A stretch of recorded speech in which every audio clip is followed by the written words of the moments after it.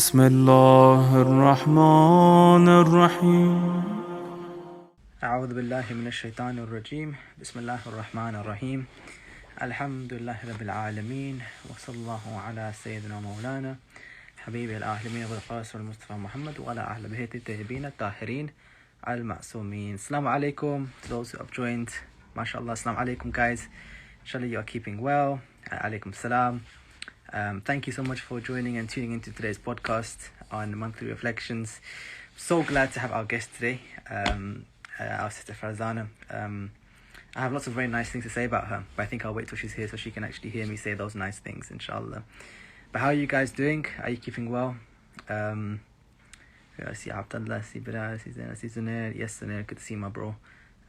Bilal always saving us, inshallah. Nice to see you guys join, inshallah. And I think Farzana's on her way. How are you guys doing? How's Shahr Ramadhan going? How's your fasting been? How has your day been? Are you guys keeping well? Inshallah your families are keeping well as well, and things are good with you and things are calm inside. I pray for everyone, inshallah. Hamda, wonderful. Alhamdulillah. Love it, bro. Love the energy. Like, no more chai where you do this for the ones in Rosa. Yeah, that's the thing, Bilal. Like, if they're fasting, I always feel bad. I would love a chai right now. Oh, I would love a chai. If Farzana's got a chai, I might ask her just to allow me to go and get one, or wait till someone comes home and gets me one, because I could really do a chai right now, definitely. Let me see where Farzana is. Are you guys looking forward to today's discussion, by the way? Hopefully it'll be a nice discussion. Yeah, inshallah. How do I join? How do I add someone? Anyone figured this thing out yet? Don't know how this works. She just texted me. Okay, so you're an American still fast. Alright, for you, Abdullah, we'll not have any Alaikum salam, Sayyidina Habibi. Okay, she's just texted me. Stay there, I'm just replying to her. So I think, Assalamu alaikum, Sister Zahra. I think that she's about to join now. I've texted her the instructions. It'd be cool if I could literally ping her to come. But I think only someone who follows me back can join. I don't know if Farzana has followed me yet. I think it's a crime to not follow the podcast, by the way. That's a problem. Light of Knowledge Youth, Assalamu alaikum. That's one of my boys. I don't know who's managing the account right now. So salam to Locke. Whoever it is, hope you're keeping well. It's definitely one of my boys right there. Farzana is joined. Okay, inshallah. So assalamu alaikum, Farzana. You follow me now. So now if you click the thing and I can invite you. Okay, I think we're good. Farzana Inspires Wellbeing will need the latest version of Instagram to join. Sister Farzana, what are you doing to me? It says here you need the latest Instagram to join. Farzana, what does that mean? I don't know. I think, Sister Farzana, for you to join, you might have to go into your app settings and update your account. That's what it's telling me. I don't know. If you're able to join immediately, I'll add you here. Yeah, Sister Farzana, if you update your app, then you can join, I think. I don't know if you're Android or iPhone, but I think that's how it works. I'm not too sure. So we'll definitely let her join. The fun we have Saturday nights. Inshallah. So Farzana, you deal with that, inshallah. I know, Abdullah, apparently it's a thing. Wallah, I didn't know that. Where are you in America? What state are you in? Where are you? Take the stress. Oh, it's a good shout, get chai. I don't know. I don't think it'll be right. People are joining. Unfortunately, I can't, but I get the temptation. You're in Dearborn, Michigan. Okay, represent Dearborn. Definitely. Were you listening when Said Saleh was here, by the way? Do you know Said Saleh personally? I got a lot of friends and people who I care about in Dearborn. So, big up the brothers in Dearborn. Okay, so Farzana sent a request to join. Inshallah. Nice one, Habibi Abdullah. Sister Farzana, I'm hoping to see you imminently. Assalamu alaikum rahmatullah. Alaikum salam wa rahmatullah. Sorry about that. I didn't realize my Instagram wasn't up to date. It's fine, but why are you playing with my emotions like this? Sorry, iftari brain. No, that's fine. Thanks for making time, but especially this, late. Are you someone who stays up late after iftar, or do you sleep early? I don't know if I'm We're in the... trying to sleep earlier now because school routine has to start, right? So we have been staying up late. But I don't know, we're trying to get into routine. It's a bit hard. So I'm a bit worried about when school starts, how we're going to get the kids up in the morning. And, I'm sure many people feel the same way right now. Yeah, and Easter, school to start, and Laylatul Qadr night's coming up as well. It's like a double whammy as well. So I don't know how you're going to manage that. I mean, do you have them suffer through a week of no sleep, or do you start now and force it later? Well, they get home, they have a shower just to freshen up and feel a bit more kind of relaxed, and they go straight in bed. That's how it was when they were young, and now they're a bit older. I'm hoping I can still follow the same routine, but let's see. Yeah. If I had kids, they'd see me napping and think everyone does that, and I think they would just be serial nappers. I think. Well, we're told we get so up for sleeping as well, so why not, right? Section our day, right? 100%. I love using that hadith as to why I'm sleeping, but then I sleep outside of Ramadan as well and napping, so I can't use that all the time. Well, apparently, I think now you'd be better at hadith, but it is good for us to nap in the afternoon generally, isn't it? It's in the sunnah, absolutely. Yep. It's in the sunnah to do that. Yeah, take a nap in the day. So everyone out there, inshallah, get in the habit of napping. You're doing the sunnah, don't worry. It's good for your mental health as well to get a break during the day, right? Kind of slows you down, refreshes you, and you're back ready for work again. Yeah, a power nap. If you do it wrong, then you're out for the whole day, and then you've messed up, and then you wake up groggy-eyed 2 hours later. Don't do that, guys. If you do it the right way, it's exactly what the day needs sometimes. It really is. Yeah. Inshallah. Thanks for joining us. Thank you so much for making time for the podcast and the circumstances you did it in. I'm so grateful. Alhamdulillah. It's an honor to be on here, so thank you. No, thank you. Have you seen any of the other stuff that we're doing? Have you had a look at any of the previous episodes? Very quickly. I haven't really had much of a chance to have a look, so I'm waiting for you to guide me as to how this goes. Make it free. No, I think there's one or two that you personally find quite interesting, especially to do with having a religion which is authentic. We discussed it with a few podcasts, and how your emotional needs are being met by your faith. I think you'd find those discussions interesting, knowing you. You can send those ones to me. Yeah. I'd love to watch them, definitely. Those of you who have tuned in, Assalamu alaikum to all of you. If you want to advise an episode that you really like of this podcast series to Farzana, you can always comment, and I'm sure she will take a look and see which ones, inshallah. I'd love to, definitely. Inshallah. Amazing. How has Shahr Ramadan been? How's the month been for you? How are things? What have you been up to? Well, with the holidays, it's been really good because I think we've been able to max out as much as we can. We sleep late. We won't wake up too late though, but so we got a good few hours before Salah, Zuhr Salah, and then a good few hours after that. So then the kids then have a nap and they're fresh again to wake up for dua and Quran and everything else. So we've a bit of mosque and a bit of home. So I think we balanced it out because we found every year I've been going to mosque, and yes, it's a rush around, but when they're younger, I felt that they achieved a lot more from actually being within the mosque environment. That for them was more, because obviously to be able to absorb the amount of knowledge that we can absorb, children cannot absorb that much. So for them, I think it's more the culture, the place that we're in, the environment that they're growing up in, things like that was very important for them.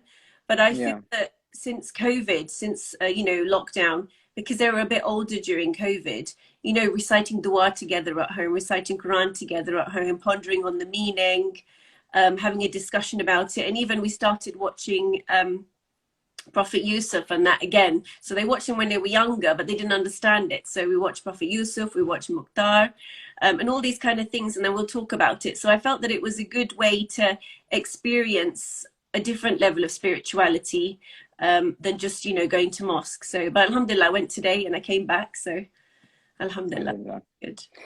What you mentioned is actually one of the things I think we need to change quite a lot in our communities, because when it comes to gaining knowledge, obviously every child different, every person is different of how they gain knowledge. We're different types of learners, and this is quite true. But they apply that so often in school. Why don't we apply that to Quran, for example, or to how we study? One person can't sit for an hour-long lecture. Another person is a visual learner. They like to look at examples and things, and they need, visual stimuli. Some can listen for hours and hours and actually retain information. We are all different. And I think the mosque's function has changed now, where it's more for the community feel and checking in with each other than just for gaining knowledge. That's something we take with us outside of mosque time. You know what I mean? Yes, I would agree with you. I mean, I'm dyslexic, so growing up for me, faith was a big thing, but connecting to dua and, some of the what we might call rituals within Islam was very difficult for me, understanding the meaning. Even now, understanding the meaning of Quran is very difficult for me. But over time, you find your own ways. And I think the stronger your faith is, the more you're determined to learn more and find ways around it. So I would totally agree that we do need to use, different types of learning. So for example, at home this year, I said to the girls that why don't we start learning as many surahs as we can by using all our senses. So, there's apps now where you can actually read along while you're listening, at the same time. Do that repetitively. And because I'm learning neuroscience, I've also learned the science behind, the repetitiveness and how, it can establish connections within the brain through the synapse. And so, we've been trying that. So something different that you don't get to do in Quran. And I'm in mosque, but I'm not saying that mosque shouldn't happen. I'm saying that, it's sometimes right to maybe take a break and mix it up and find another way that we appreciate more. Like today we're trying to go to mosque because I haven't been so far that often. So alhamdulillah, it's good. This is a really important point, but my family are at the door. So I want to turn on, but give me 30 seconds to go and open the door super quickly. All right, guys, stay there. Will do. It'd be great to get some comments to see if anyone's got any questions or anything.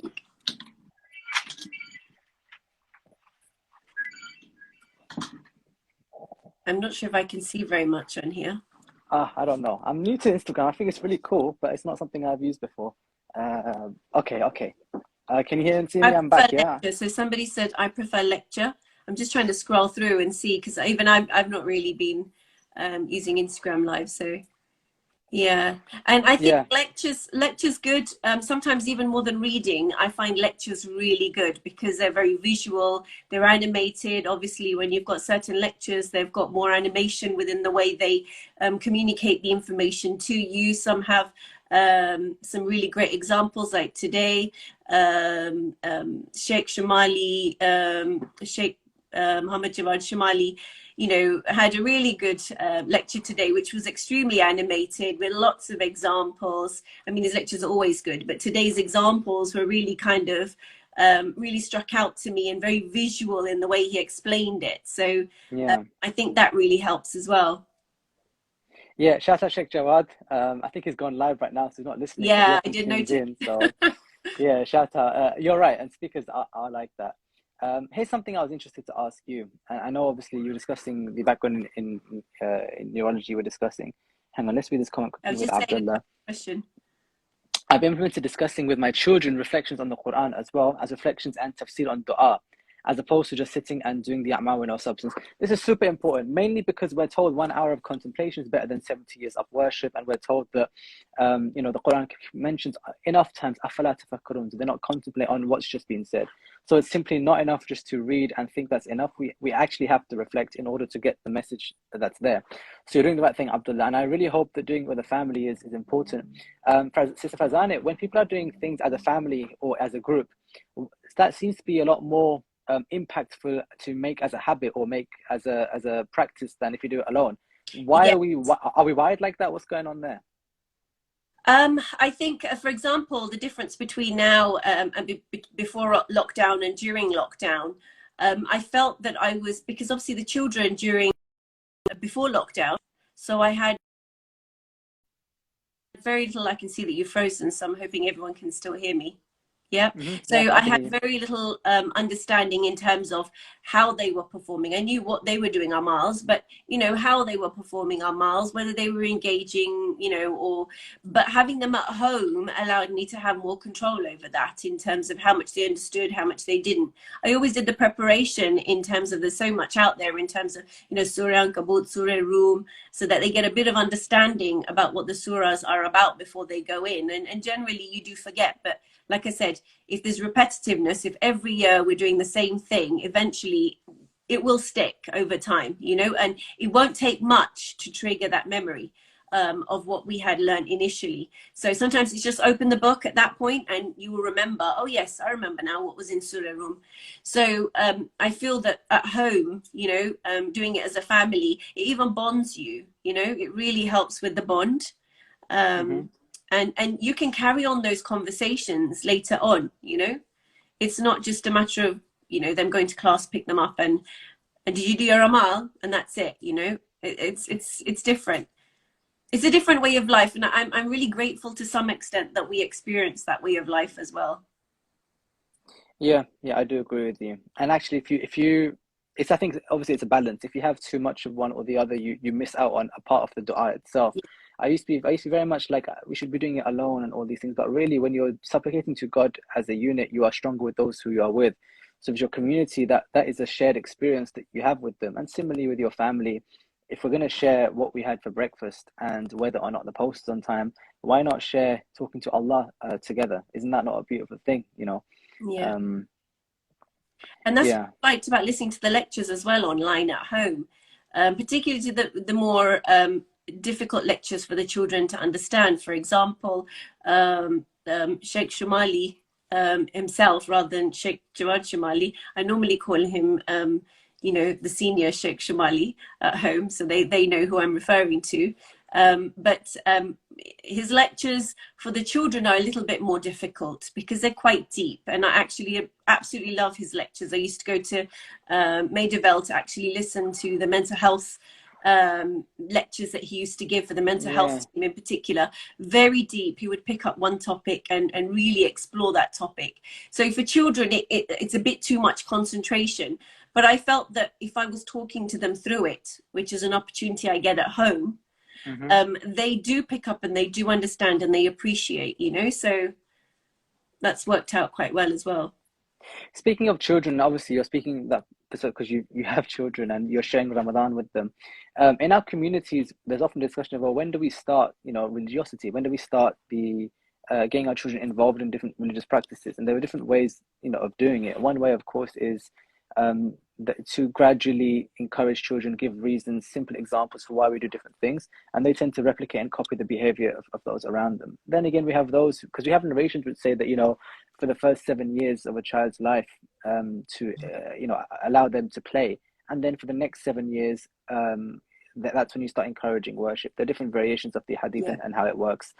When it comes to fasting, and here's why I'm asking this question, the effect that happens to our body and our mind by restricting certain experiences like food and drink and physical pleasure, that affects our mind and our body and our soul at once. It is not enough to say this is just a spiritual, it's a physical experience too.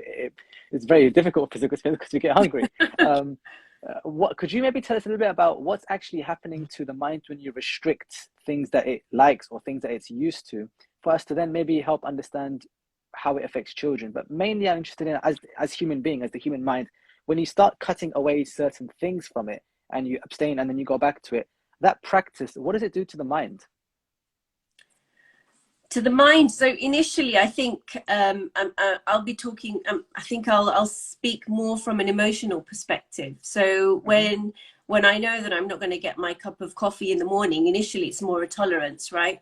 I'm going to tolerate the fact that I don't have a cup of coffee, which is not the best way to be, right? To tolerate. But what I would find is that, over time, I would appreciate the space that I have without coffee. So I can manage without, just coffee is an example in that sense, that I can actually function without coffee. Does that make sense? And I think it's more about reflection, reflecting as to why was that a necessity in my life?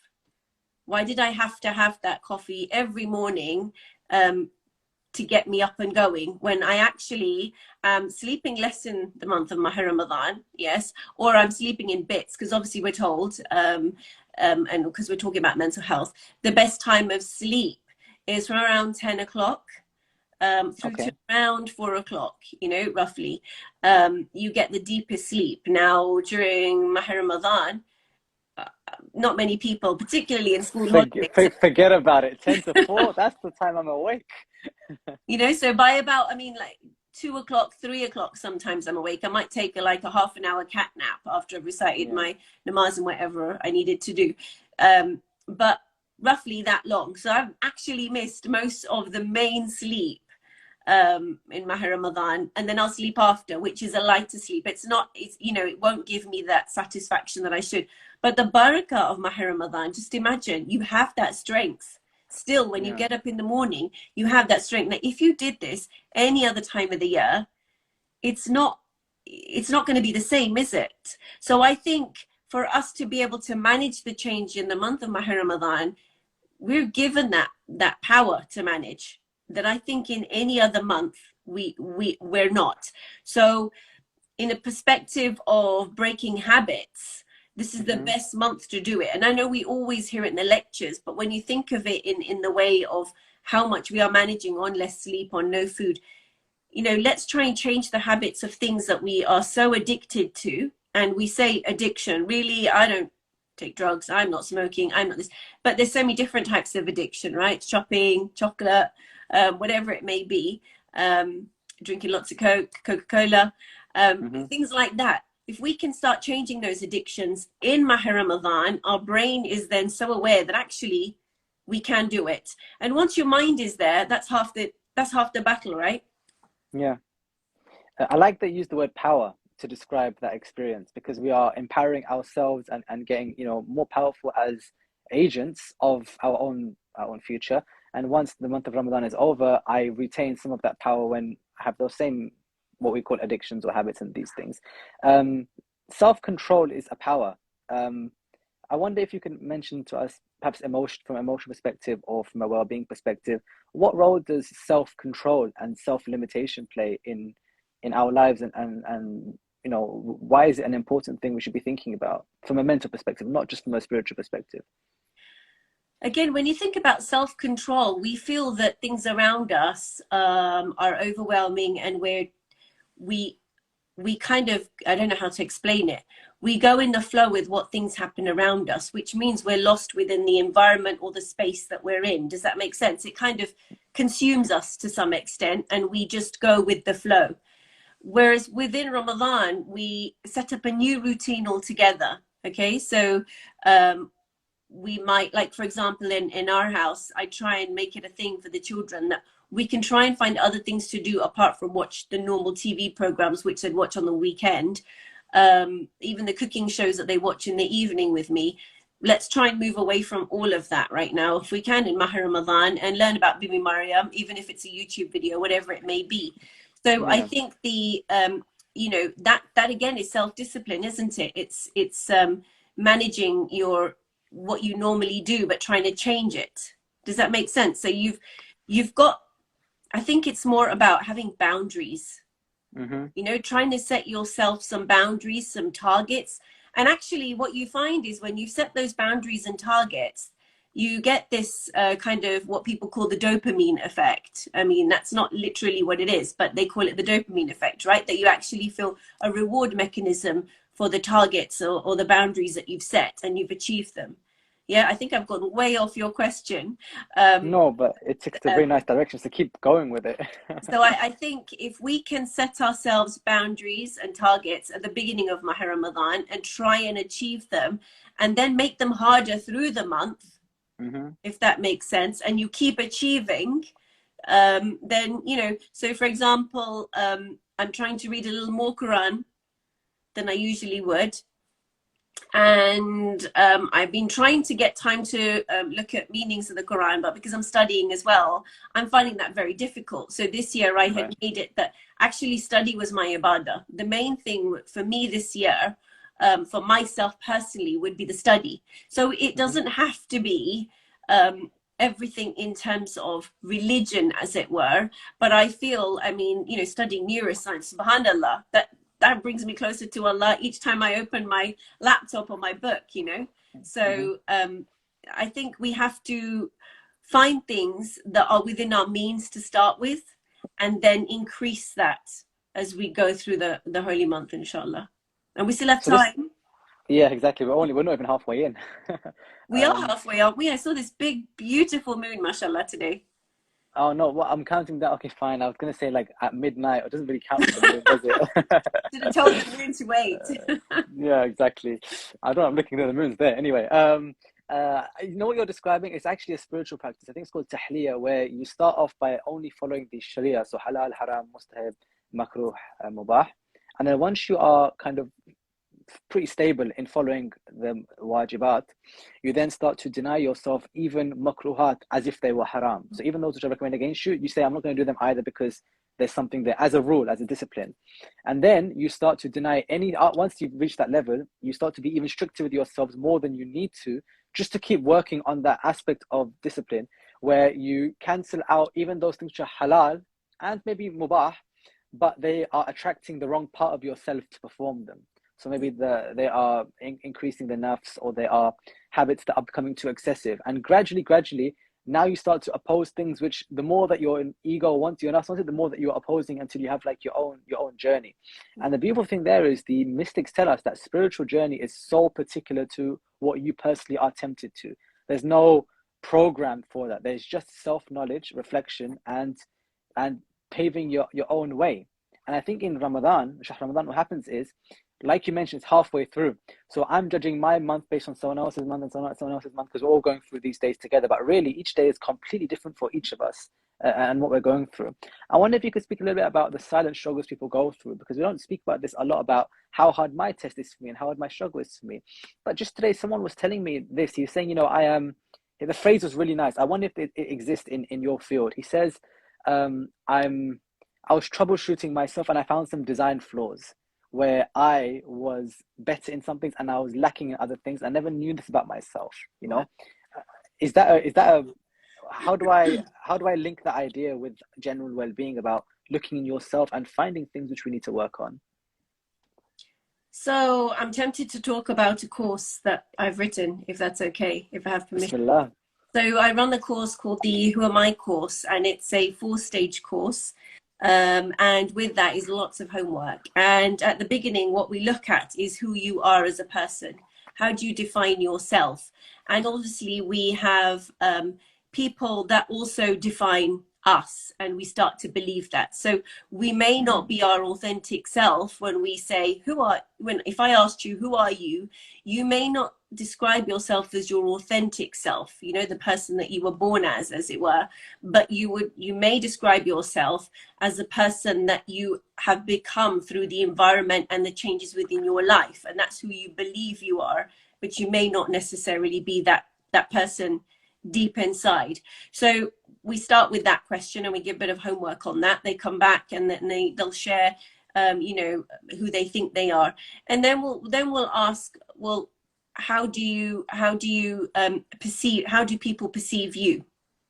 So we tried to show them that actually there is a difference. It's who you are or not what people perceive you. Who you are is innately who you are, and how people perceive you is different. So once we've kind of worked through that stage, then we dig deeper in how do you think about things. So obviously I'm giving you the very peripheral kind of guide as to how these sessions go. It is a lot deeper. So the first session, you literally dig really deep into wounds that you may have as well. So I'll give you an example. If you've injured yourself, or you've got a cyst and it's quite kind of necrotic or something, you would have surgery first to remove all of that's inside, and it will be very painful.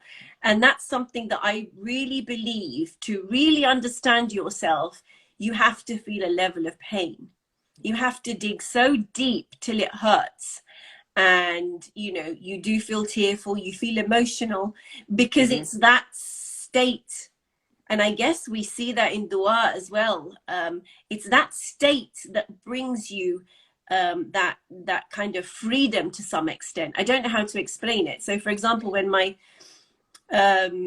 father passed away 2 years ago in Mahr Ramadan, right at the beginning of Mahr Ramadan, and during that period of time, I found my space within my living room. I used to go there every day and pray and call the nurses and whatever I had to do at that time.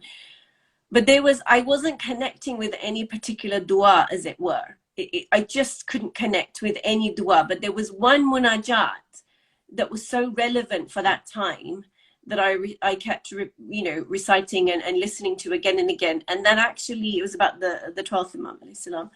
And that actually took me to a state where I was literally at my lowest, and I was begging for my father's life, you know, to the 12th Imam, to Allah, you know, just grant me this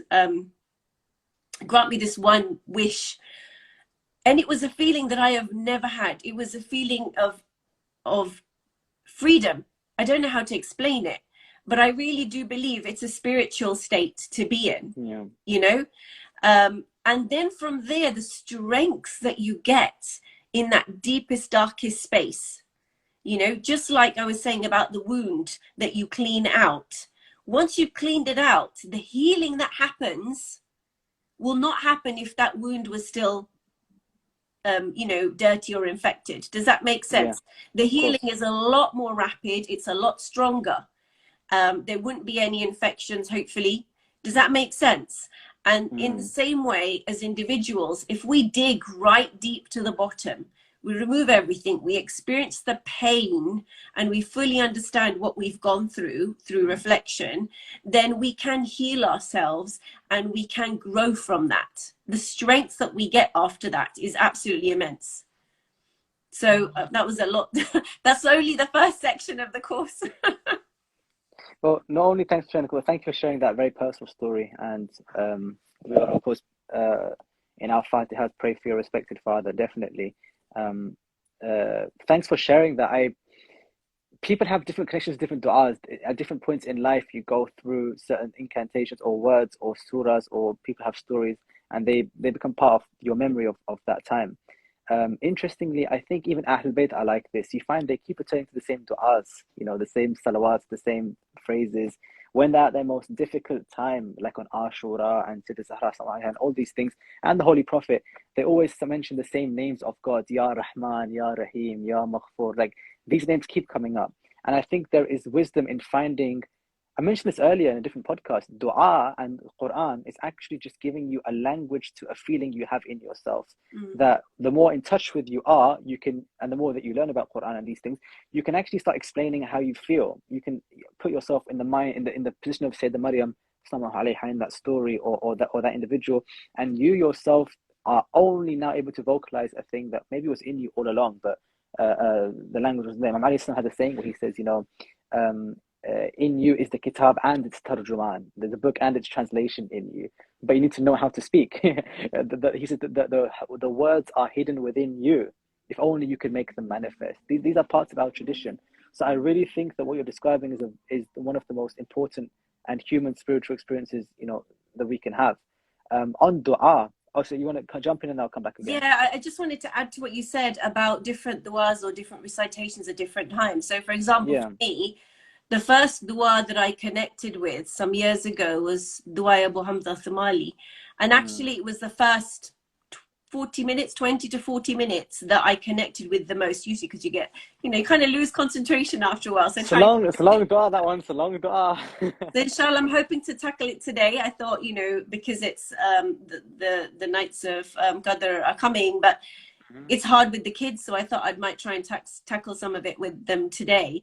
But just the deepness within there was what pulled me. So it's not that every bit within the dua I can consume and reflect on, and I don't believe that's the case. There is repetition, and it's that repetition that you can connect with sometimes, right?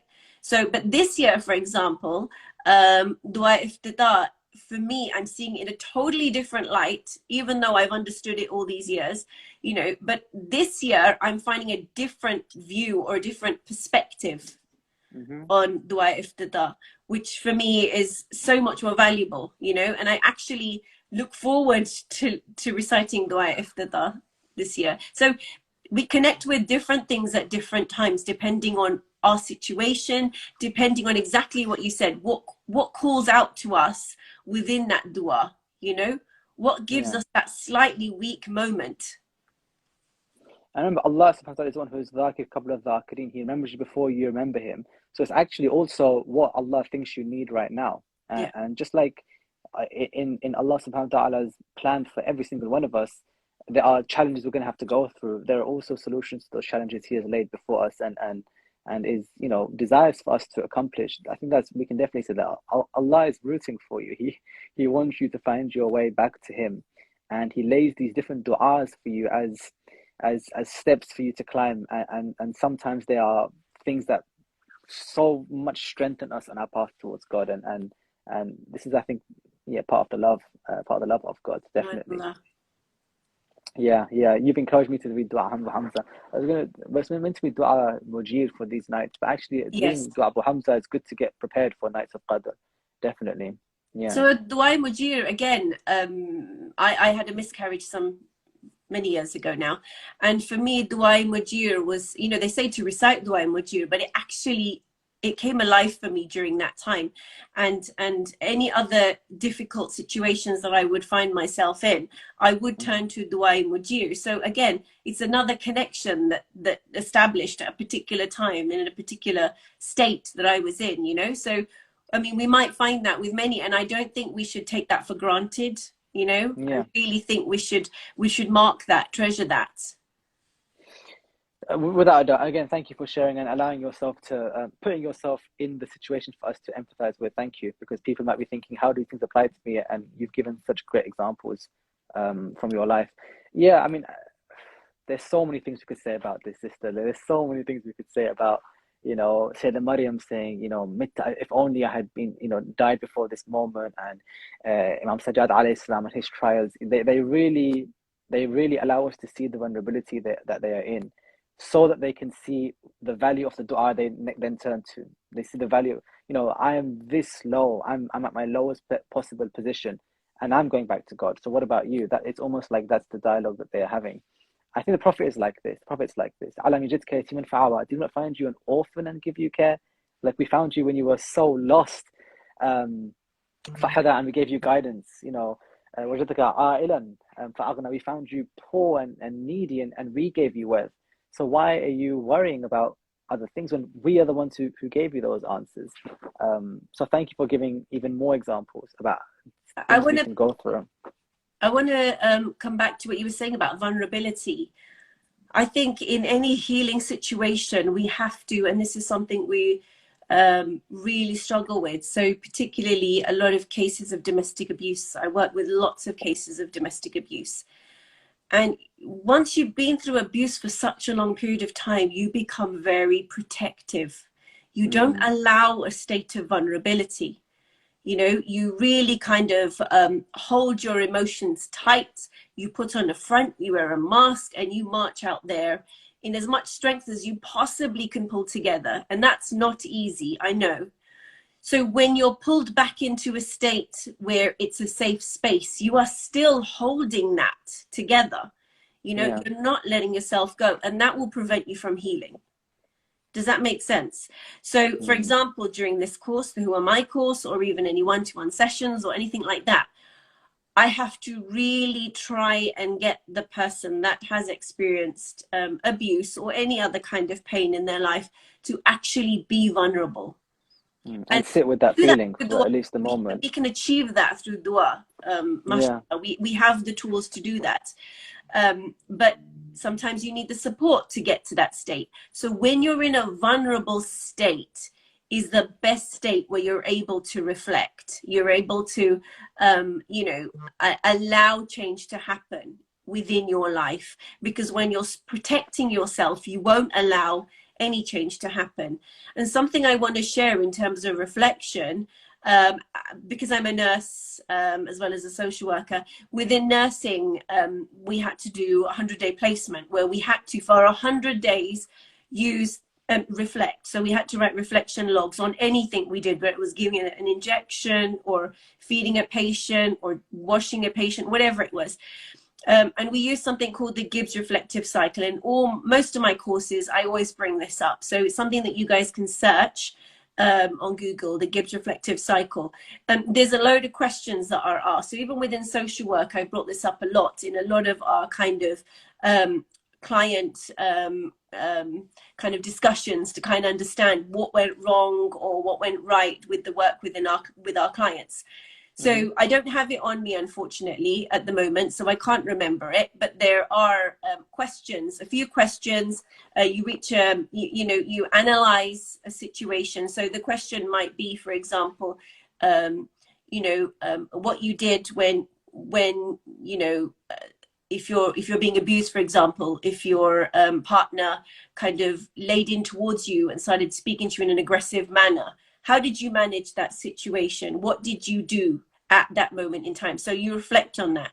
This is what I did. Okay. How did that feel?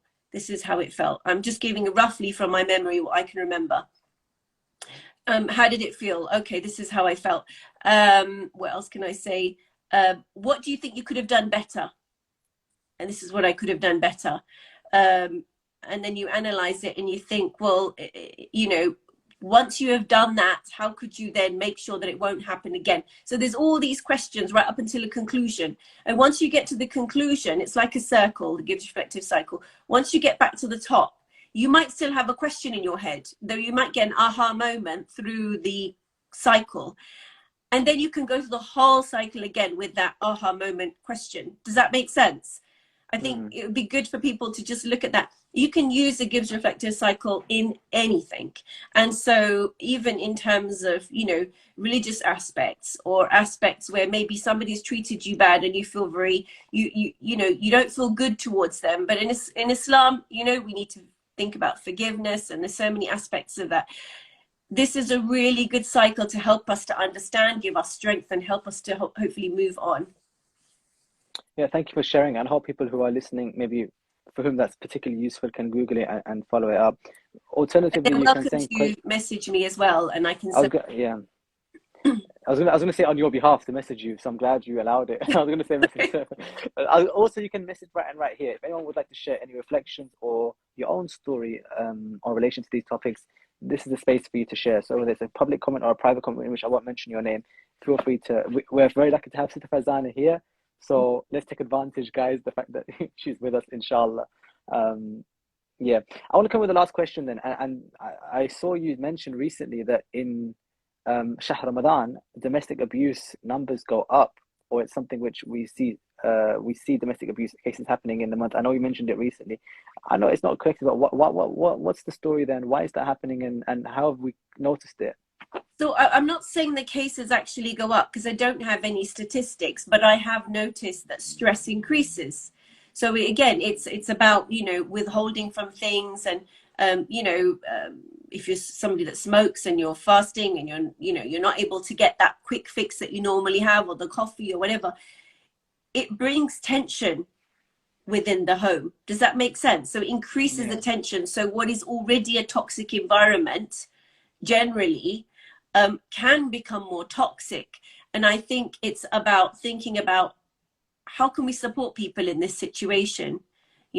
How can we so emotional support to the person that's affected, but maybe how can we try and change the way we work within Mahr Ramadan to avoid these conflicts? So even within in a normal relationship, a normal marriage, or a normal family, there will be more tension in Mahr Ramadan to some extent than we would elsewhere because of lack of sleep, lack of coffee, or whatever it may be. Does that make sense? And obviously feeling hungry. And we know with kids especially, if they're fasting, they become so grotty. And if you've got a few kids and they're all grotty through the day, the poor mum is usually kind of flat out thinking, I can't handle this, So it is a difficult time, let's be honest. And this is where our test comes in how we manage that. And I know me, for one, I'm not the best at managing some of this because it's not easy, But again, I need to reflect on my behavior and what Sheikh Shamali said today in his lecture as well, that yes, we make mistakes, but that's not that's not a bad thing, because if we're going to reflect on those mistakes and we're going to learn from them, what better chance do we have than that, So we still have a second go. So tomorrow, hopefully, when there's tantrums, I'm not saying there are at the moment, my kids are a bit older now, but if there's tantrums, how am I going to manage it better? Again, Gibbs reflective cycle can help you with that. And we're told, by Imam Ali alayhi salam, that before you go to bed, reflect on your day. So maybe we could use that cycle at night before we go to sleep. And actually kind of, I've gone totally off your question though, haven't I? This is the fun of podcast, where whatever's on your mind, you get to just think. Those are actually some very good practices. Muhasabah, taking account of your day at the end of the day, super important things we can do. Going back though to the theme I mentioned, someone's asked a question similar to it, so I'd love to put it to you. It's a private question. What would be the thing to do to help someone around us in pain? And it's been qualified by the following comment: what to do when the source of your tension or stress are your loved ones. So we're assuming someone is around family members who are causing them pain or in pain, and they are there, they are around them. And the first question is, what do we do? And secondly, I would add, is that person safe? But that's just for me. How would you answer that question? So that is a question, is that person safe? But a lot of the time, I'm going to go back to my wound example. I'm really sorry for people that have just eaten. But if we're vulnerable and we're left open, there is an opportunity, because we are weak at that stage, for people to lay in. Does that make sense? It's kind of the law of attraction to some extent, right? So for example, if you've got a wound, okay, so the skin is slightly weaker, you know, you're more likely to get an infection. Does that make sense? It kind of leads to that. There's, you know, if you've got good skin, strong skin, you're less likely to get an infection. If you've got weak skin, okay, and a lot of fluid or whatever it might be, you are more likely to get infection. So in the same way, as an individual, I really believe in personal growth, you know, personal development. If we're able to strengthen ourselves, what's happening in our environment will not impact as much as if we were weak within that environment. Does that make sense?